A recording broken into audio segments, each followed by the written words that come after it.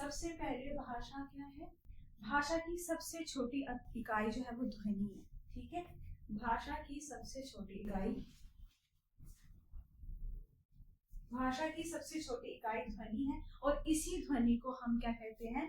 वर्ण कहते हैं। ठीक है, और इन्हीं वर्णों के व्यवस्थित समूह को वर्णमाला कहा जाता है, यानी वर्णों की माला जिसे हम कहेंगे वर्णमाला। ठीक है, तो वर्ण हमारे दो प्रकार के होते हैं। सबसे पहले आएंगे स्वर वर्ण और दूसरे हैं व्यंजन वर्ण। ठीक है, स्वर वर्ण को आगे विभाजित किया गया है, तो पहले हम पता लगा लेते हैं कि स्वर वर्ण होते क्या। ठीक है, स्वर वर्ण जो वर्ण एक ही उच्चारण करने पर एक ही प्रकार की ध्वनि बनाता है। ठीक है, उसमें कोई अलग चेंजेस नहीं होंगे, सिर्फ एक प्रकार की ध्वनि बनाएगा, वह स्वर वर्ण कहलाते हैं। ठीक है, जैसे आपके प्राकृतिक स्वर होते हैं अ, छोटी ई, उ, जैसे बोलने पे एक ही प्रकार की ध्वनि बनाएंगे तो उनको बोलेंगे हम स्वर वर्ण।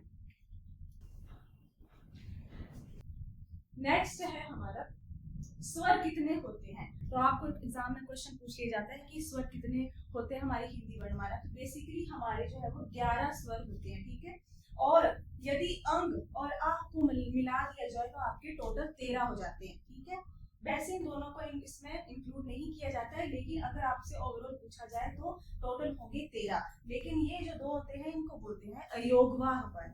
ठीक है, उसके बाद यहाँ पे स्वरों का वर्गीकरण किया गया है। तो स्वर आपके होते हैं 3 प्रकार के, ह्रस्व स्वर, दीर्घ स्वर और प्लुत स्वर।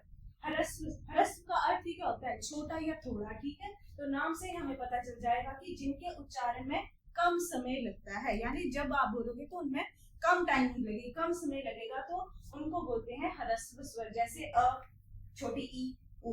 ठीक है, ये इसके एग्जाम्पल हो गए। वैसे ही दूसरा है इसका दीर्घ स्वर। तो दीर्घ का अर्थ क्या होता है? लंबा।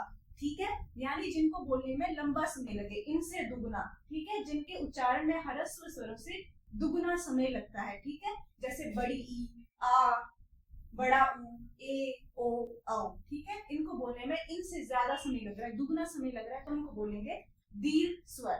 ठीक है, वैसे ही तीसरा है हमारा प्लुत स्वर। ठीक है, तो ये दो हो गए, एक जिसमें सबसे कम समय लगेगा और दूसरे में दुगुना समय और तीसरे में मतलब 3 गुना समय लगेगा। ठीक है, जैसे जिन वर्णों के उच्चारण में स्वर वर्गों से कई गुना ज्यादा समय लगता है, जैसे राम, आम। ठीक है, बोलने में ज्यादा समय लगेगा। तो ये हो गया आपके 3 प्रकार के स्वर।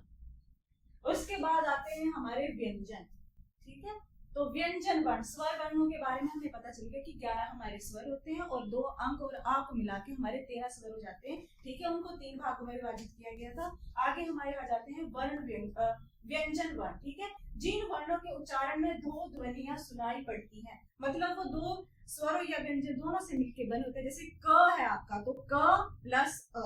ठीक है, 2 से मिलकर 2 ध्वनि आएगी, तो वो होंगे हमारे व्यंजन वर्ण। ठीक है, व्यंजन वर्ण आपके किस ग्रुप में होते हैं?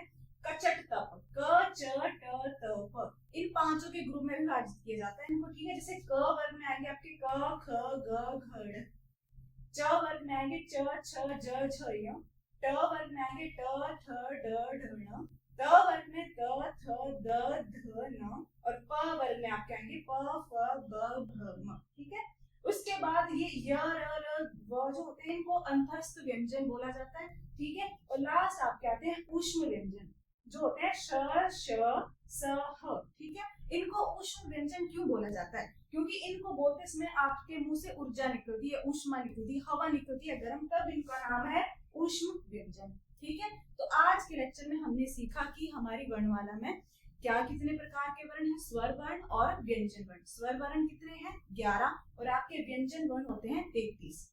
11 स्वर और 33 व्यंजन। So that is it for today. बाकी के लेक्चर में हम इसके आगे का सीखेंगे। Thank you. तो हमारा पढ़ाई हुआ समझ में आ रहा है और आप इसी ऐसा और कंटेंट चाहते हैं तो आप हमारे चैनल को सब्सक्राइब कर सकते हैं और फॉलो कर सकते हैं।